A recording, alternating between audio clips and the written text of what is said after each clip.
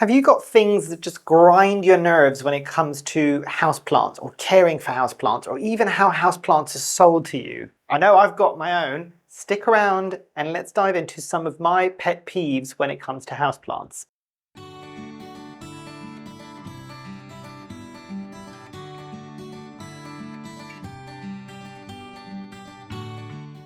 Hi, my name is Memo, this is my channel, Houseplantygoodness, and essentially it's a place where I like to geek out about my big passion. You might be able to see some of it behind me, it's tropical houseplants. So today's video, I'm going to try and keep it positive as much as possible, but we are talking about my pet peeves, and I do encourage all of you to unload and unburden yourself from negative thoughts by dropping your pet peeves down below.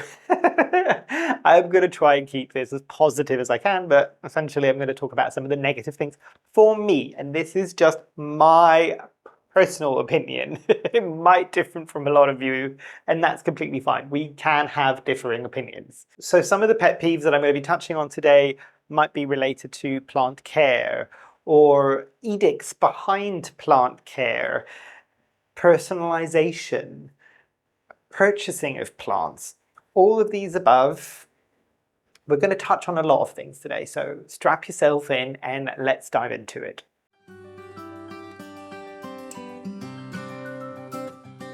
So coming in hot straight off the bat, one of my biggest pet peeves, and I know this is not always controllable by the sellers, and I'm talking about plant shops, online retailers, big box stores as well.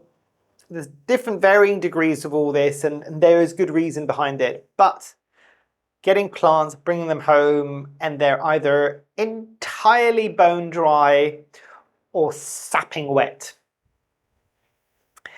And yeah, this is the one that I was saying. It really grinds my nerves because then you're just sitting there going, okay, this is an entirely dry plant. It looks fine, and anybody who's grown houseplants for long enough will know that dryness generally won't lead to root rot super quickly. It can do, but the plant might look fine. It's before it's starting to kind of flop down or show signs of underwatering. Because what you also don't know at that point is, when was the last time this plant was ever watered? Did it come off the back of a truck from the growers, at least here in the UK? In the Netherlands, bit put on a shelf and hasn't been touched since it has been put there. A lot of the times for some of the bigger box stores, that might be the case. But so that's one aspect, and then you bring it home and then, okay, I need to water this, obviously. But then because you don't know how long it's been sitting there dry, you might kind of do more damage than it's worth by kind of sitting there and maybe putting it in a bucket of water and getting it to bottom water because everything is crispy dry. And yeah, it's things like that. Pet peeve, obviously, the positive here is just keep an eye on it and maybe don't pick up the plant that is bone dry. If there's other ones there that have recently been watered, at least go for there. But again, you'll never know when they just got watered. Flip side of that being, it's been like sapping wet. And a lot of the times, the growing media might be something like pure cocoa coir, basically. And that's fine. And I've seen how these plants are grown in a lot of these nurseries, specifically when I went to get the Geb Green one, and they were growing pretty much in just straight up cocoa coir. Some of it was chunkier, and their mix was really good because they were also recycling it as well, sterilizing it and recycling it. But a lot of the times, and this is the thing that people need to remember, how a big grower might grow their plants and how you might grow your plants are two entirely different things. They might have more stable temperatures than you. They're always at the same level. The light levels might be more stable. The watering happens at a different schedule because obviously something that retains moisture for a bit longer might be better for them because they don't want to be watering every day. They might be spraying, there might be all of these things. So there is that to be said about why these plants might come to you in that state. When it's sapping wet again, and I remember speaking to a few retailers when they were doing this, and there was a story years back, basically, where I was talking to a retailer and the infamous variegated string of pearls, sapping wet, went out to a lot of the customers. It rotted out quite quickly, but that was sapping wet from the nurseries. And because people wanted it, it went really quickly out of the store. People purchased it and it just didn't do particularly well not because of anything the plant store could have done. The plant store then did discover that, you know what, maybe we might need to get some heat mats. If this happens, at least we can at least partially dry out some of this soil and maybe avoid these plants being sapping wet words for days or weeks later, basically, and it causes rot. So there is that, because then a lot of the times what you get is the flip side of what I was talking about before. How often has this plant been watered? Is this somebody in the... It usually doesn't always happen with plant stores. Again, thinking more the big retailers or the box stores, where there's a gardening section or a houseplant section, but the employees there might not be into plants, or they might not know any of this, and they're just like, okay, part of my job today is, other than just checking the shelves, I need to go and water all of these plants. And you know what? Part of my job is tomorrow go and water all of these plants, and the day after go and water all those plants. So you don't know for how long these plants might have been overwatered for. So this is all to say that it just grinds my nerves, essentially, because a lot of the times with this is things that might be sapping wet. At that point, I might not want to immediately repot something, but if I'm starting to see things struggling already, then yeah, I'm going to have to repot. Even more so when it's not a relatively common plant that you can just go and buy another one the day after for not very much money. If it's a plant that is exceptionally expensive and you're already seeing that maybe it wasn't doing so well. And as I said, a lot of these things is not because any of these people that run these businesses or people that work for these businesses are doing this maliciously. They're not. But it's still causing some issues, basically. So that's my 2 cents on the topic.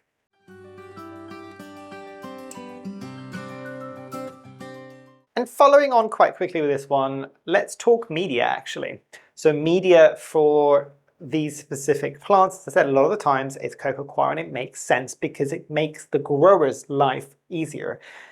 And I do get the edict as well, and I'll touch this as more of a general pet peeve topic, basically, where people are just like, oh no, you need to let it sit there for 2 weeks and 2 or 3 weeks until it establishes itself. It's got a lot of stress coming from potentially the nursery to the store to you then. It's gone through a lot of changes. It needs to stabilize. If you change its soil as well, it will stress out the plant a lot.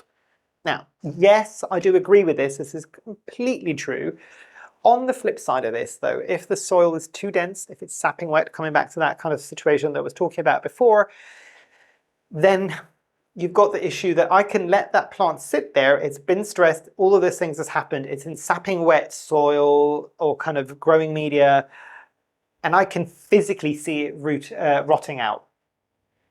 I could leave it there for 2 to 3 weeks. It's just prolonging the rot. And by the point that I did then to go, okay, go, no, it's been 3 weeks, go, change it now, you've probably got a half-dead plant at that point, and you're going to have a long time to rehab it back. So my pet peeve here isn't necessarily about the sapping wet soil, is try to take some of this generalized advice with a pinch of salt. And I know myself a lot of times might repot quite quickly, and I always caveat this and say I do this knowing the risks and I'm okay with it, basically, but I don't always say do the same thing with yours, because unless you're comfortable with what you're doing, that might lead to issues. But be critical and look at it a bit clearer and just kind of go, I could leave it there. I can see that maybe it's struggling. Just take it out. Take it out. Not the same advice will work for everybody.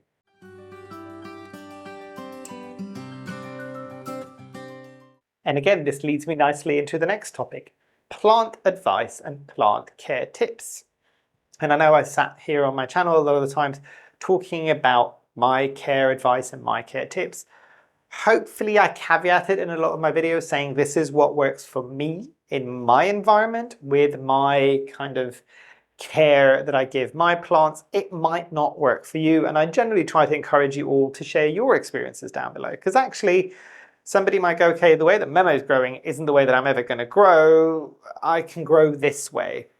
So my pet peeve is there that if there's this kind of edict that this is 100% what needs to happen with this. It isn't. It isn't a lot of the times. I'll give you a very specific example. Calatheas need to be in evenly moist soil all the time. They need to have a media that's this way so that it keeps the moisture in. It needs to be medium to low light. All of these things. You cannot ever put it in a terracotta pot because it dries out too much. I know several people, myself included, who've got it in chunky arrowed mixers, let the soil dry out entirely, give it bright light, and guess what? That plant does a lot better.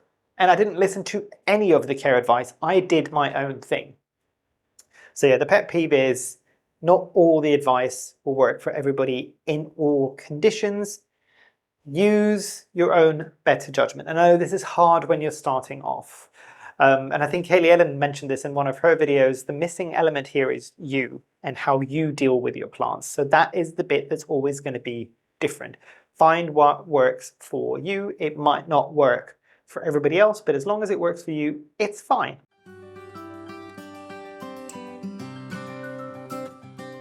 Moving into the next pet peeve, which again, I'm managing to string this along quite nicely actually, is, again on the advice point of thing, is the absolute. The people that sit there and go, no, you cannot do it this way. This is how I do it. I am right. I'm just like, no, you're not. None of us are right. We are right for our own conditions with our own plants. So yeah, it does grind my nerves when people sit there, this is the only way that this can be done. It isn't. It isn't the only way that things can get done. At least in my experience, it is very unique to the unique plant, to the unique individual, and how they will care for this. So this notion of absoluteness and people policing what other people can do with their plant, no, don't. Grinds my nerves. Because actually, sometimes this general care advice, the way, do you know how it probably came about? Trial and error through people. If there's always somebody there telling you, you shall not try this, this is the way that it has always been done, so this is the way that it needs to be done, we don't get to then discover new ways of doing things that might be different. So be respectful. I've seen it a couple of times, not always in my comments, I've seen it in a lot of other people's videos and comments. Try to not get on your high horse if you can. I know it can be tricky at times. But there is other ways of doing things that might be as valid and equal as yours. And also people need to learn. It's a journey. Like you can tell them, look, I see what you're doing. I do it slightly differently. Do with that information what you will, basically. And that's fine. That's constructive in a way because you're just like, oh, that's interesting. I do it this way, but I never thought about doing it that way. See, slight change in behavior there because you're not poo-pooing on somebody else's way entirely. And yeah, this is what I'm saying. It's really interesting because there's actually people that are starting off in the hobby that have got none of these set notions in about how to care for calatheas or how to care for snake plants or how to definitely care for like ferns, that kind of march to the beat of their own drum. And a lot of the times you look at their plants and you just go, I don't know what you're doing. You're not doing anything that what everybody else says you should be doing. But your plant is exceptionally happy. And I know a lot of us will kind of rush to say, oh, it's a testament to how hardy that plant is, and completely disregard the care, the unique care that that individual has given that plant. And just kind of say, oh yeah, it's the plant. It's got nothing to do with the weird way that you were growing it. It's the plant. The plant is the one that's really hardy. And sometimes that could be true. I'm thinking of like things like sansevierias. They can take a lot of abuse, basically. But yeah, there is something to be said about doing things your own way as well. Like take advice if you want to or don't, and try your own way of doing things. You might be the next person that comes up with the new way of growing things.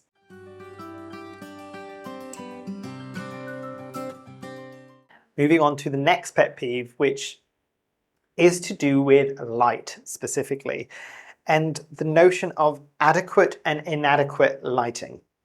So this is an interesting one because, again, people talk about absolutes here. It needs bright indirect light, or medium light, or low light, and I'll come back to those in just a moment because that's my next pet peeve. But a lot of the times it's depending on the plant, it's depending on how long you've been growing it and where you've been growing it. I'll give you a very specific example. You can say, you know what, this plant needs bright indirect light and that's the only light that it will ever do well in. But you know what? If I've propagated that plant or even started it from seed and had it in low to medium light conditions, and that plant got used to that and it wasn't etiolating and it was happy enough in itself, if I was to then listen to that bit of advice and eventually go, oh my God, I've been growing this plant so wrong for so long, I'll move it into bright and direct, guess what will probably happen? Yes, it might do a bit better, but at the same time, it might stress out the plant enough and start getting leaf burn and all these things. It needs to be relevant to the situation. So overarching tips, again, it's the same thing. A lot of these pet peeves are kind of coming in at the same point, is the generalized advice might not necessarily work for everybody. You need to take context, your specific context with your specific plant in your specific situation and how you've been growing it, to then go, you know what, yeah, this is fine.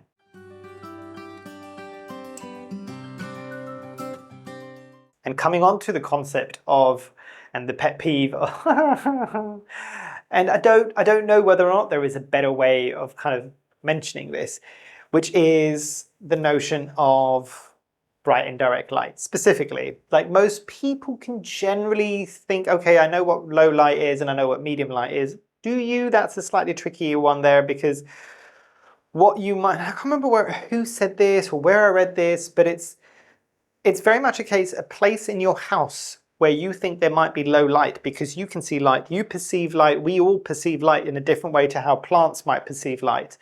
And that's why a lot of people have started using things like their apps on their phones to kind of do the light meter app.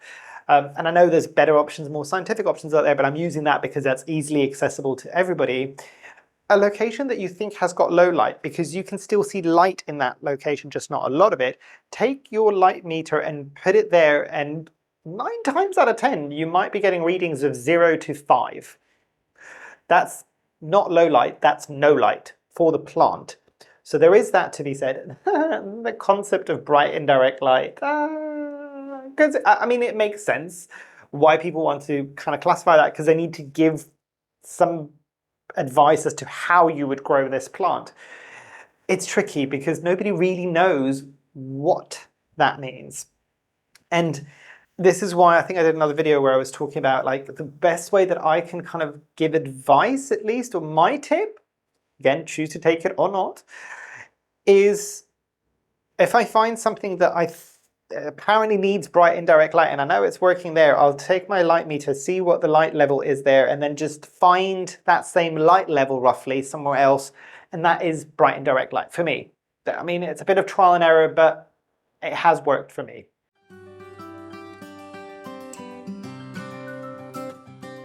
Shall we come on to one of the big ones? Because I know this is maybe a pet peeve for a lot of people. The wording of rare plants. Oh, people are going to lose their minds in the comments with this one. And I get it, I get it. This is a topic of discussion that's been going on for a while. So the problem is, and I think I talked about it in the panel as well, the topic of kind of rare plants, the general consensus from a lot of people at the moment is, yes, we don't really want to call them rare plants anymore, because how do you classify something as a rare plant? Is it something that's almost extinct in nature and it's truly a rare plant because you cannot find it anymore? Is it a plant that's rare in the houseplant market, which might truly be difficult to find because not a lot of people are looking for it, so not a lot of people are growing it? There might also be the level of it's rare because the companies that are growing it are holding back thousands of numbers of these to hike up the price. There is that as well. But the problem with this is, and yes, as I said, it's a pet peeve for me, calling these plants rare when they're probably not really in the grand scheme of things, at least not necessarily in botanical terms. But we need to come up with a better word, and I don't think anybody really has at the moment.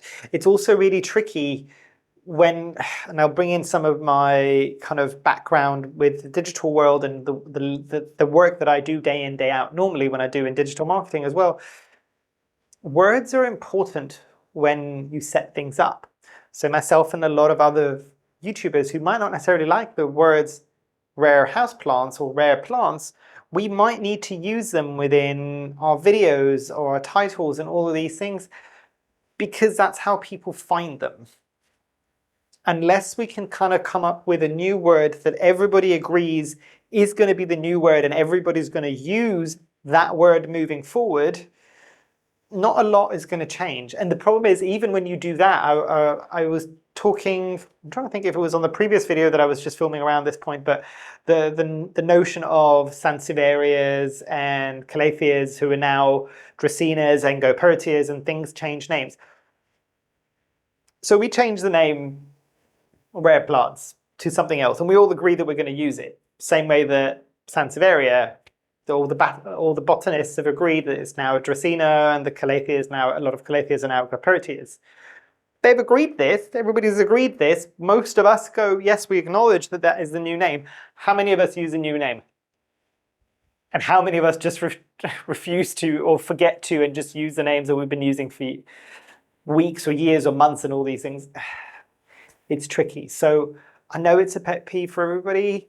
The slightly bleak notion that I have here is it going to change anytime soon? I don't know, but honestly, I don't think so. Not for right now, nothing that we're going to immediately see a drastic change where everybody stops using the word. It takes a while to change language. I think that's the kind of right context there. It takes a while to change rooted language that people have started using. Obviously, the only way that we're going to do that is by starting to use something new, and eventually it will stick. But until then, I think, however much it annoys and it's a pet peeve for all of us, we're kind of stuck with it for a bit.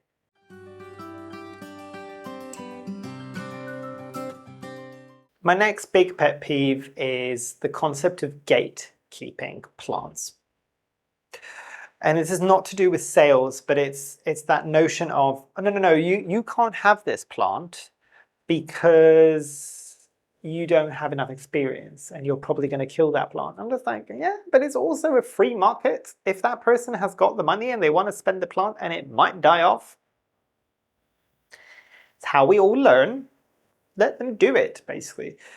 Yes, I can understand it on a more fundamental level if you are talking about, and I don't think there's any example like this, a plant in our world, in the houseplant world, where it's rare, truly rare, so we can't find it easily enough, but it's also almost extinct in nature, and it's rare because it doesn't exist in too many collections. That, and it's difficult. It needs to also be difficult as well to care for. That I can almost understand because, like, I'll give you a very extreme example. If there's only 20 of them in the world, and 10 or 15 of them are bought from somebody who doesn't have any experience and might kill it off, everybody else getting a bit pressed and going, no, you probably shouldn't have this plant because there's not that many of them for us to lose more than half of them because they might die in your care, I kind of get. My pet peeve is that most plants aren't that way. Don't gatekeep plants. Let people try their way of doing things. They might surprise you. They might surprise you. I know from talking to a lot of you, especially some of you that are starting your kind of journeys and have maybe bought plants that people that have been growing plants for a long time going, oh my God, you've got that plant so early on. 9 times out of 10, you're smashing it out of the park. You're doing great with that plant that everybody would have normally said, oh, you know what, maybe you shouldn't have that plant. You don't have the experience that you need to know in order to grow that plant. I call poppycock on that. So do you and don't get bogged down by people trying to gatekeep, essentially.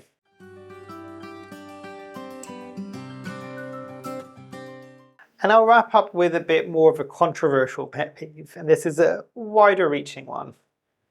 And this will kind of resonate with a lot of people that have been in this community for a while.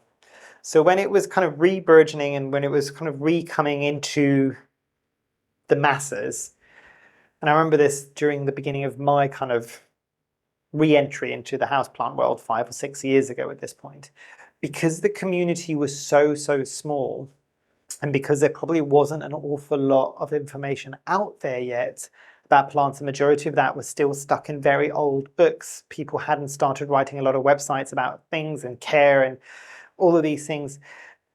The community back then, and it still can be, I will caveat this and say it still can be, was very supportive.